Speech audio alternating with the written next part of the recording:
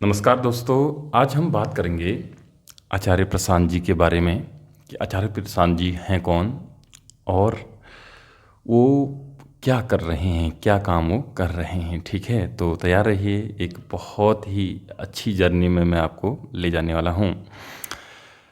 देखो, आचार्य प्रशांत कोई एक नाम नहीं है, कोई एक इंसान नहीं है, बहुत बहुत आगे इंसान से हैं।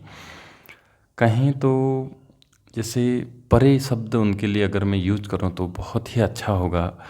हमारे मन से, हमारे अस्तित्व से परे कोई है जो आचार्य प्रशांत है अभी। देखिए, जीवन क्या है, कुछ लोग अगर जो उनसे जुड़े नहीं हैं, उनकी शिक्षाओं से बहुत दूर हैं, तो उनके बारे में कुछ भी टिप्पणी वो कर सकते हैं कि आचार्य प्रशांत एक ऐसे हैं, वैसे हैं, कुछ भी वो बोल सकते हैं। कोई अच्छा बोल सकता है, कोई बुरा बोल सकता है अगर उनसे जुड़ा नहीं है। लेकिन जो उनकी शिक्षाओं को अच्छी तरीके से समझते हैं, वो इस बात से ज़रूर सहमत होंगे और ज़रूर जानेंगे, इस बात को ज़रूर समझेंगे। और हर इंसान ने समझना चाहिए कि हम जो जीवन जी रहे हैं उसका उद्देश्य है क्या, या फिर ऐसे भी बोल सकते हो कि जो जीवन है वो होता क्यों है और उसमें सबसे अच्छी चीज़ क्या है करने के लिए, है ना। अब कुछ लोग कहते हैं, कुछ मोटिवेशनल स्पीकर्स होते हैं या फिर कुछ लीडर होते हैं, पॉलिटिकल लीडर होते हैं, या फिर कुछ अनदर ऑथर्स वगैरह होते हैं। वो कहते हैं कि कुछ ज़िंदगी को ऐसे जीना चाहिए, ज़िंदगी में ये ज़रूरी है, ज़िंदगी में वो ज़रूरी है।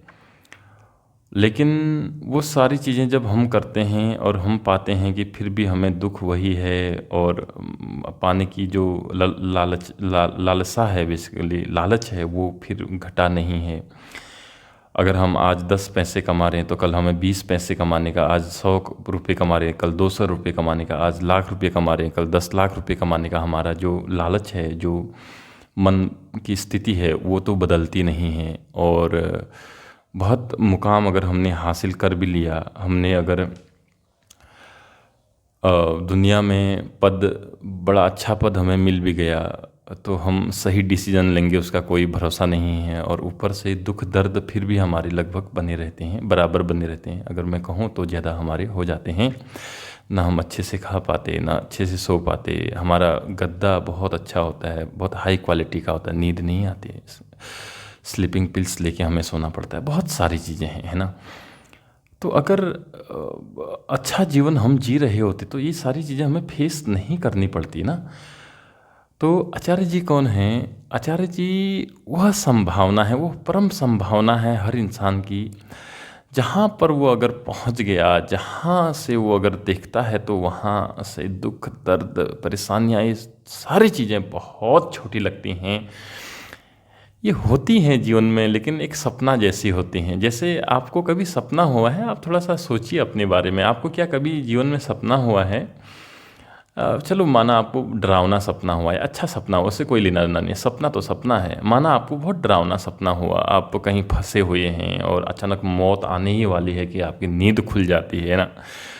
तो जब हमारी नींद खुलती है तो कितना आनंद आता है ना कि हम बच गए ना। वो बिल्कुल बेकार स्थिति है। और जिस टाइम हमारा सपना होता है तो उस टाइम बिल्कुल ऐसा ही लगता है कि हकीकत है यार, बस मरने ही वाले हैं अब तो, है ना। मगर जैसी नींद खुलती है फिर लगता है अरे यार, ये तो सपना था, ये सपना था, है ना। फिर अगर वो सपना था तो हम क्या कहते हैं, चल छोड़ ना यार, अच्छा था बुरा था छोड़ ना, कौन ध्यान देता है भाई सपने का। जो अभी हमें दिन मिला है उसमें हम कुछ कर लेते हैं, है ना। ऐसा ही तो कहते हैं, हम उठ लेते हैं यार। अगर रात आधी हुई है, सपने से नींद खुली है, तो फिर हम दोबारा सो लेते हैं, है ना। फिर सुबह मॉर्निंग में थोड़ा लेट नींद खुलती है, और क्या होता है, यही तो होता है, ठीक है। कभी कभी तो सपना दोबारा भी रिकंटिन्यू हो जाता है, ठीक है। बात ये नहीं है, बात ये है कि अगर इंसान सच्चाई को जानने लग जाता है तो वो जो ये अभी हमारे साथ हो रहा है ना, वो बिल्कुल सपने की तरह उसको लगने लगता है। इवन उसका रियलाइजेशन उसको होता है कि यार ये सपना ही तो है यार, बिल्कुल, है ना। और हम बिल्कुल जाग गए होते हैं, है ना, और जाग गए होते हैं। और यहाँ पर अच्छी बात यह है कि जागना और सोना बिल्कुल दोनों, जागना और सपना देखना बिल्कुल दोनों एक साथ होने लगता है उसके बाद, है ना।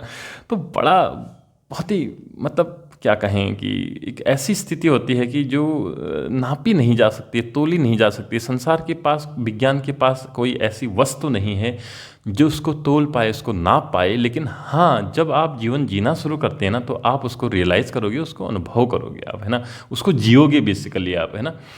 तो आचार्य प्रशांत कौन है? आचार्य प्रशांत उस मुकाम तक आपको पहुंचा सकते हैं अगर आप उनको थोड़ा सा भी सुने, थोड़ा सा उनकी शिक्षाओं को जीवन में बिल्कुल अच्छे ईमानदारी से उतारे, तब की बात है।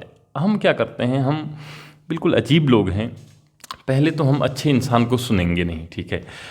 सुनते भी हैं तो अरे यार, ये तो मेरे अकॉर्डिंग नहीं बोल रहा है, या फिर उस गुरु के अकॉर्डिंग नहीं बोल रहा है, या फिर ऐसे वैसे हमारे माइंड में ना गुरुओं की छाप भी होते हैं कि गुरु तो ऐसा होना चाहिए, गुरु तो आश्रम में रहना चाहिए, गुरु तो धोती और कुर्ता पहनना चाहिए। कहाँ आचार्य प्रशांत बिल्कुल वेस्टर्न, या जो कोट पैंट पहनते, जो भी पहनते हैं ना, तो ये चीज़ें बदलेंगी। और आचार्य प्रशांत जी उन सब लोगों के लिए हैं, उन सब लोग के लिए कर रहे हैं जो अपने जीवन में जिंदा है, जिनको ये अनुभव होता है, जिनके जीवन में दुख है, सुख भी है, कभी फिर दुख है, कभी सुख है।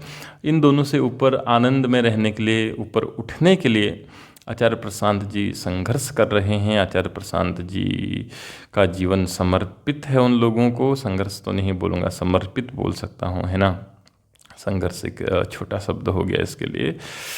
तो आप जीवन में अगर बदलाव चाहते हैं, मैं तो कहूँगा कि अगर आप जीवन में सबसे बड़ा बदलाव चाहते हैं, जीवन को सार्थक बनाना चाहते हैं, तो आप आचार्य जी की शिक्षाओं के साथ जुड़िए। उनकी बहुत सारी बुक्स हैं, जीवन के हर एक पहलू पर उनकी बुक्स है, ऑडियो हैं, लगभग 15-20 हज़ार ऑडियोज़ उनके टोटल हैं।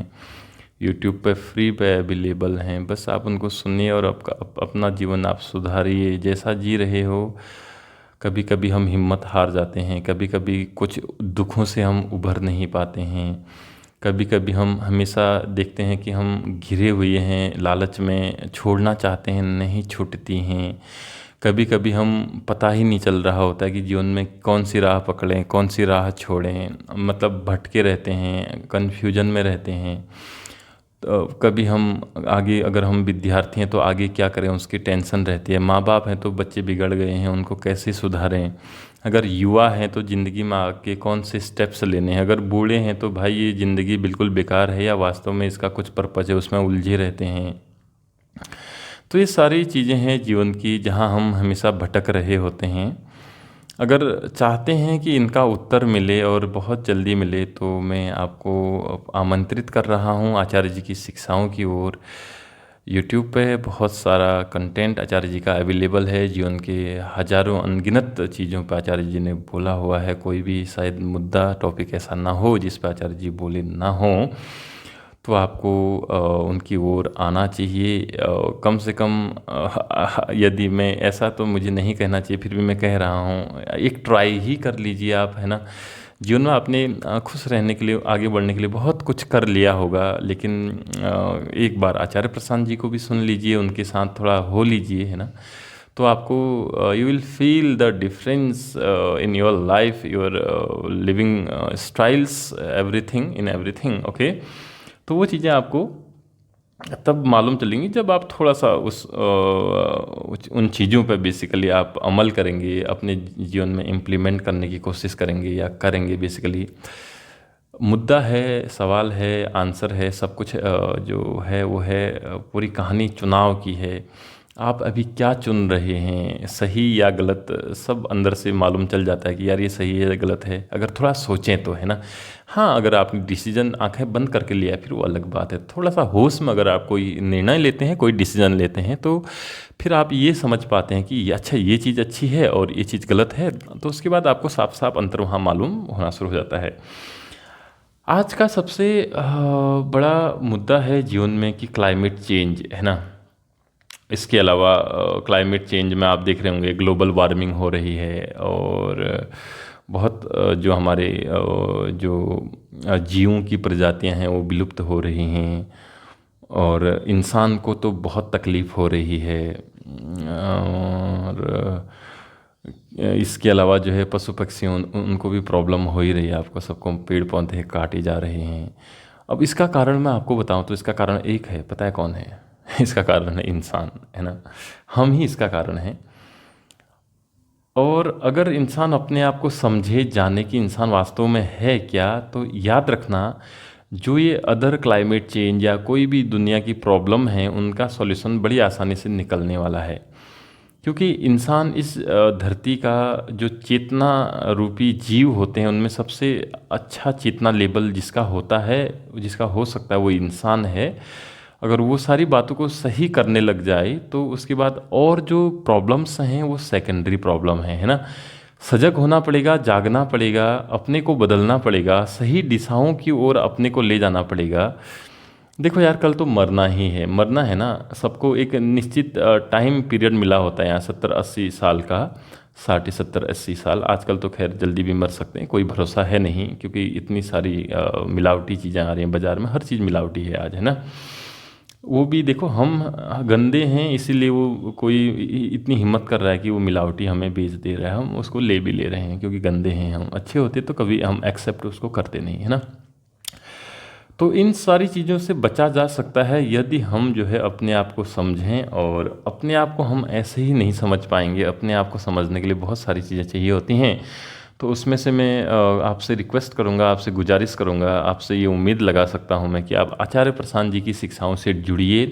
यूट्यूब पे हज़ारों लाखों बार उन्होंने बोला हुआ है, बहुत लाखों घंटों का कंटेंट अवेलेबल है, हज़ारों वीडियोज़ हैं। और आप चाहें तो उनसे ऑनलाइन जुड़ सकते हैं, ऑफलाइन जुड़ सकते हैं। वेदांत महोत्सव होता है, संत समागम होता है, बोध प्रत्युषा होती है, और इसके अलावा श्रीमद् भगवत गीता वो समझा रहे हैं, है ना। इन सारी चीज़ों से जुड़ के अपने जीवन को एक दिशा दे सकते हैं, है ना। और आचार्य जी का एक बहुत प्यारा स्लोगन है कि आचार्य जी, जीवन में सबसे ज़रूरी क्या है अगर आप पूछते हैं तो वो कहते हैं, जानना कि जीवन क्या है और जीवित कौन है, और ये सारी चीज़ें क्या चल रही हैं। और अपने भविष्य का नहीं, एक्चुअली अपने आप को समझना, अपना वर्तमान सही करना ही जीवन का उद्देश्य होता है। और उसकी वजह से लगभग सब कुछ सही होना शुरू हो जाता है।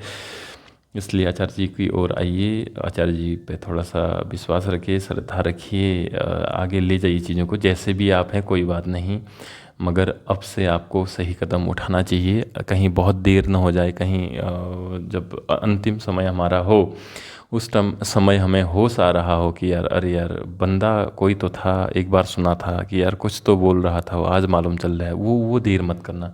मैं आपसे हाथ जोड़ के निवेदन करता हूँ कि उतनी देर आप मत लगाइए।